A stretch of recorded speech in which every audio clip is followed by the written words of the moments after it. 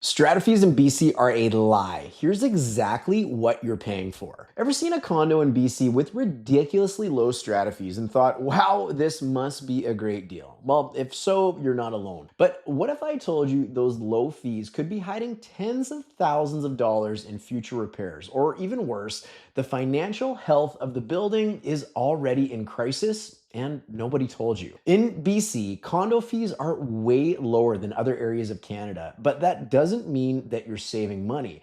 And for buyers who don't read between the lines, that deal that they get could become the most expensive mistake that they ever make. You only get one chance to buy or sell your next home. Let's get it right. Hey, my name is Darren, a local realtor who specializes in helping buyers make smarter, safer moves in the Surrey, White Rock, and surrounding real estate markets. I've reviewed hundreds of strata buildings, documents, and deals, and I've seen what happens when people buy blind. So in this video, I'm gonna break down how strata fees actually work, why cheap can cost you big, and how to avoid getting burned when buying a condo in BC. If you're buying soon, make sure to reach out, or you can book a time with me in the description of this video below. Or grab the free guide that I've linked below, 21 grants and incentives for home buyers, available right now. It could save you thousands or get you free money that you didn't even know existed. So if that all sounds good, let's get into it right now. So here's where low strata fees stop sounding smart and start sounding dangerous. A lot of buyers, especially first timers, see low monthly fees and think this is a great deal or less monthly cost, or this building must be so well managed. But in BC, that's often not the case.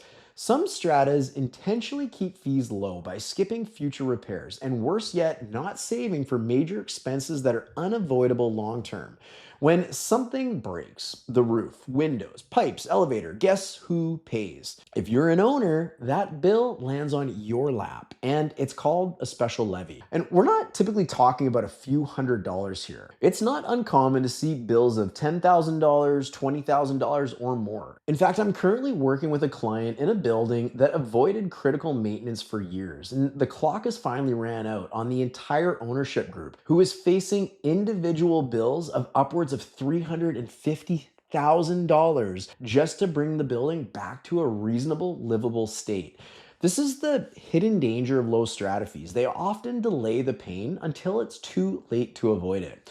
I've seen it happen, not to my clients, but to buyers who didn't know what to look for, approaching us to sell their units because they're finally out of options. They moved into a building with a $275 a month strata fee, and less than a year later, they were hit with an $80,000 special levy for envelope repairs. No warning, no reserve fund, and absolutely no way to avoid it. When buildings fall behind like this, unit value drops, buyers walk away, lenders get nervous, owners panic sell, and prices plummet. So no, low strata fees don't always mean cheap. They can mean expensive surprises, just not today. So let's talk some numbers. According to octoy.com, who provides condo data insights across Canada, the average condo fee in Ontario is about 75 cents per square foot. In British Columbia, it's around 45 cents per square foot. And some older buildings are even lower. On an 800 square foot unit, that's a difference of nearly $3,000 per year. Now that sounds expensive, but here's the problem. That savings comes at the cost of smaller reserve funds, deferred maintenance, and much higher risk of emergency levies. The biggest reason that Ontario leads the pack, I mean, check out this graph of Alberta, BC, and Ontario. The reserve fund contributions on Ontario at over about $200 per month on average more. They're nearly double Alberta's and almost triple BC's. This isn't an accident either. Ontario condo corporations must contribute an amount that is reasonably expected to cover major repairs and replacements over a 30-year horizon, which is determined with something called a reserve fund study. Strata owners in Ontario, on average, pay almost $135 per month more into building reserves than those in BC. While this certainly raises condo fees, it reflects a proactive stance that will reduce special levies down the road. It is also fair to both current owners who are enjoying the useful life of the common property and future owners who often unknowingly buy future liabilities in BC and Alberta that they have not properly understood. And many stratas here vote down those increases because, well, it's optional. So, yes, fees are lower in BC, but the buildings are often underprepared, and that leaves home buyers like you exposed. Hey, worth noting, if you're buying a home right now, do not miss this. I put together a guide of 21 grants and rebates available to home buyers just like you that's available for download in the description below. It could save you thousands of dollars. There's no point overspending or missing free money that you deserve. So how can buildings actually fund these repairs and keep the maintenance up? Well, there's really only three main models, no matter which way you skin them or name them. They can really just fit into these three buckets. There is the pay now model, similar to the Ontario model. These stratas charge higher monthly fees to build strong reserve funds.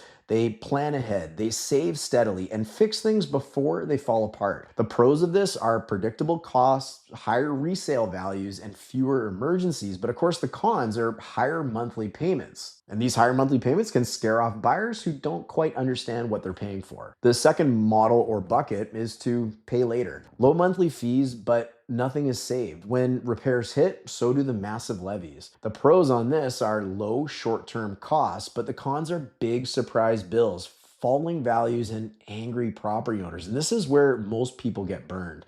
Now, the third bucket is kind of a hybrid model. It's kind of what you see used most often in BC, but probably to the detriment more than the positive. And that's more balanced fees. There is somewhat long-term planning, but there is still expenses to be paid later on. And this is the area where the best buildings live. They take a strong leadership and smart owners to make sure the building is kept in good repair. But here's the truth, regardless of which bucket or model any building you're looking at falls into, every building will need repairs. You can pay monthly, you can pay in lump sums, or you can pay the painful way. But one way or another, you will pay. A lot of buyers seem to think that living in a strata and paying your strata fees monthly means that you will never experience a special levy. And that's simply not true. Owning a home costs money, and there are expenses that will exceed the cost of owning and the cost of your strata fee you're paying monthly. So how do you avoid the traps as a home buyer that's interested in a strata like a condominium or even a townhome for that matter? Well, here's exactly what to do. Step one is work with a realtor who understands strata risk, someone who's reviewed hundreds of buildings, who knows what a healthy building looks like on paper and in reality,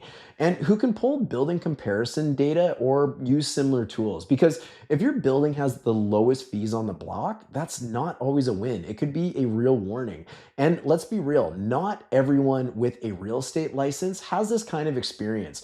Make sure you're working with someone who's handled dozens of transactions just like yours and who actually knows how to assess strata health before you buy. Step two is to read the depreciation report and the minutes, especially the AGM minutes, or at least get help.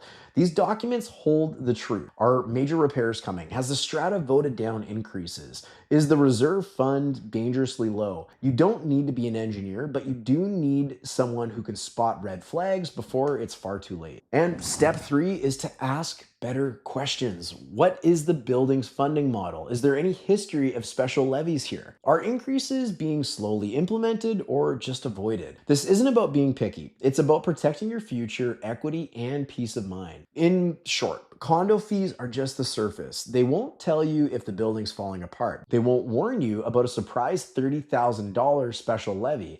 And they definitely don't guarantee financial health. So before you fall in love with low strata fees, ask, what are they not telling me? Because the true cost of owning in BC isn't always in the listing price. Hey, look, if this video helped you, hit that like button and subscribe for more honest real estate breakdowns like this. If you're planning to buy soon and want guidance, reach out anytime. I'd love to help you do it the right way.